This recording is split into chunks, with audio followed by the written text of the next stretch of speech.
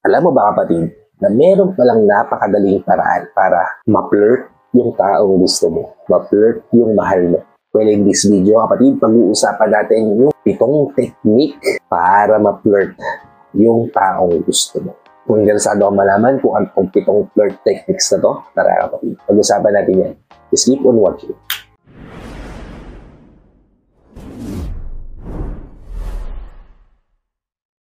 Hi, I'm Gary Opimo at gumagawa ako ng mga videos na katulad nito para matulungan ka na maging best version ng sarili mo at maibigay mo yung best self mo syempre sa taong mahal mo. Kaya kung bago ka pa lang dito sa channel ko, please consider liking this video. Hit the subscribe button and the notification bell para lagi kang updated sa mga videos na katulad nito. May upload pa natin sa inaharap.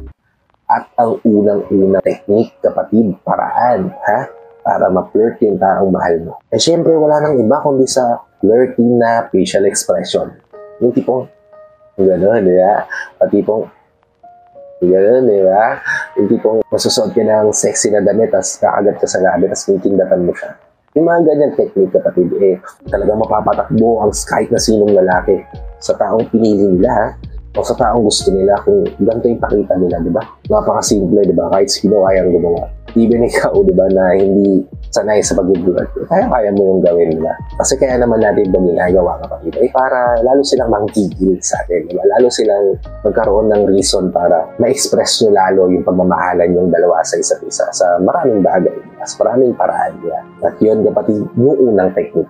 Proceed tayo sa ikalawa, which is smile slowly. Ano bang una mong mararamdaman kapag tumingin ka sa taong mahal na tapos bigla siyang umiti ng ganyan dahil ang una mong mararamdaman, di ba? Biglang bibilis yung tibok ng puso mo. Bigla ka magpapawis kasi biglang magkaroon ng tension sa relasyon mo. Magkaroon ng tension sa inyong dalawa, di ba? Kasi parang meron siyang gustong mangyari na pinapahiwatig niya sa'yo. Kapag ganyan yung ginawa mo sa taong mahal mo, ibig sabihin kapatid, mararamdaman niya kapatid na piniflirt mo siya. At manggigigil siya lalo na iperso ka. Manggigigil siya lalo na gawin niya yung bagay na magpapaigting ng pagmamahalan yung dalawa sa isa't isa. At alam niyo na kung ano yung sinasabi ko, diba? Kaya nga isa to sa mga best technique, best way. Okay? Sige tayo sa ikatlo, which is yung mga pasimpleng tingin. Nararamdaman niyo rin ba kapag may tao nakatitig sa'yo?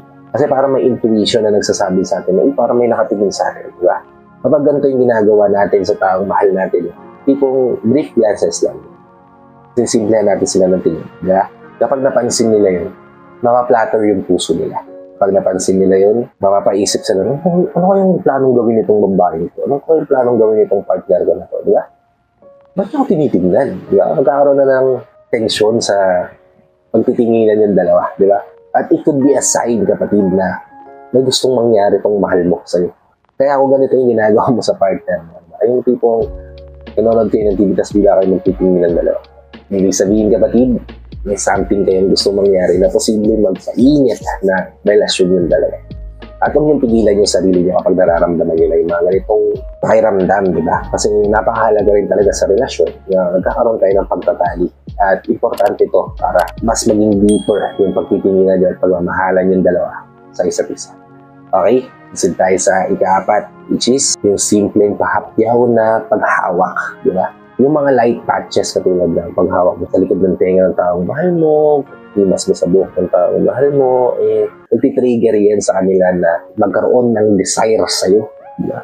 Lalo na kung bihira mong ginagawa yan, tapos bigla mong gagawin sa'yo. Magtataka yan, bakit yung ginagawa yan? Kung gusto siya mangyari. And that will be the start ng mainit na pagpapalitan nyo ng pagmamahal. Kasi pagka ginawa mo to sa taong mahal mo, matitrigger siyang magkaroon ng desire na gustuhin ka. Magkakaroon siya ng desire na gawin yung mga bagay na dapat yung ginagawa bilang mag-partner. Lalo na kung dalawa kayo na nasa loob ng isang kwarto, tapos bigla mo siya kahawakan ng gano'n.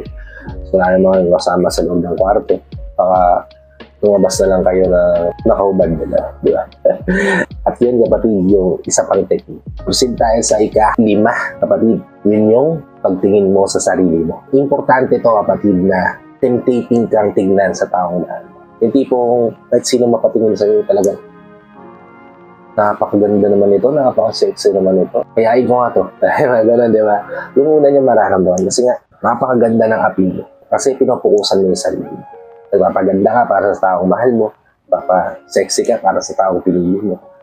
At yun yung magiging epekto nun. Pati, lagi ka niyang gugustuhin, lagi ka niyang aayain na magiging dahilan para mas umigting yung pagtitinginan yung dalawa sa isa't isa, mas maging deeper yung bond yung dalawa sa isa't isa. Lalo ka niyang magustuhan, lalo siyang ma-attract sa'yo. Okay? Masin tayo sa ika-6, which is kilitiin mo siya. Katulad nga na nabanggit ko kanina, diba? Na yung mga simpleng light touches, talagang nagtitrigger sa tao na gustuhin yung taong gusto mo.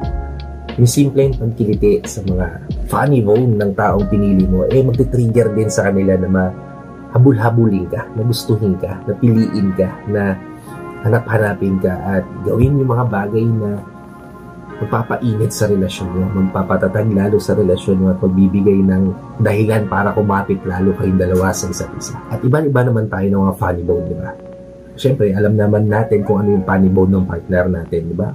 Kung saan sila mas nakikiliti, kung saan sila mas natitrigger, di ba? Yun ang kilitiin mo. Kasi kapag ginawa mo yun, kapatid, magtitrigger yun sa utak nga na, uy, may plan tong partner. Uy, may gustong gawin tong partner. At kahit sinong partner na lalaki, willing yun ibigay sa taong gusto nila, sa taong mahal nila. Di ba? At yan, kapatid, yung ika-6 na technique. Proceed tayo sa ika-7. Last but not least, kapatid, ika-7 technique para ma-flirt yung taong mahal mo, maging desirable ka sa mata ng mahal mo, para magkaroon kayo ng mainit na relasyon ay sa pamamagitan ng pagiging totoo mo sa sarili mo. Well, kapatid, lahat ng nabanggit ko dito sa video na to, pwede mong ginagawa na dati pa or pwedeng hindi mo ginagawa at hindi magiging komportable sa'yo o hindi magiging okay sa'yo kung pipilitin mong gawin to na hindi mo naman talaga ginagawa. Mas importante pa rin, kapatid, na magpakatotoo ka sa sarili kung ano yung bagay na alam mong normal sa'yo, alam mong okay sa'yo, alam mong positibo para sa'yo, alam mong kaya mong gawin, alam mong hindi mo dinadaya yung sarili. Then, doon ka mag-focus, kapatid. Hindi mo kailangan gawin itong mga bagay na to. Well, itong mga tips na binigay ko will enhance your flirting technique sa partner mo. Pwede mo rin itong gawin, pero it's up to you pa rin.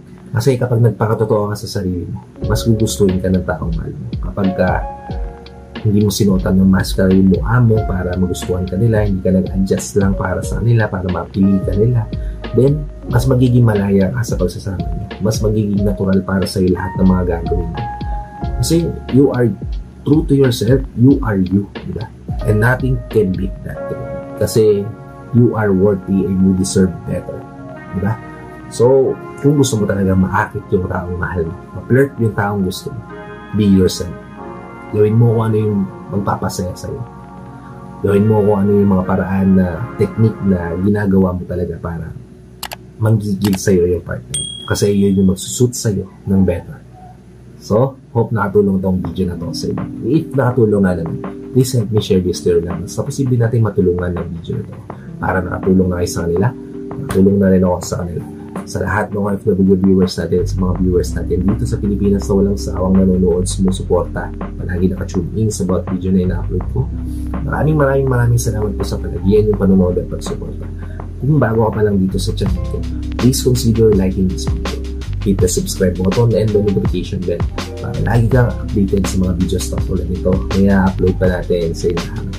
So, hanggang dito na lang ang video na ito. And I hope magkita-kita pa tayo sa susunod na video. Mag-iingat ka palagi kung nasaan mang lugar ka naroon kapatid. May God always guide you and protect you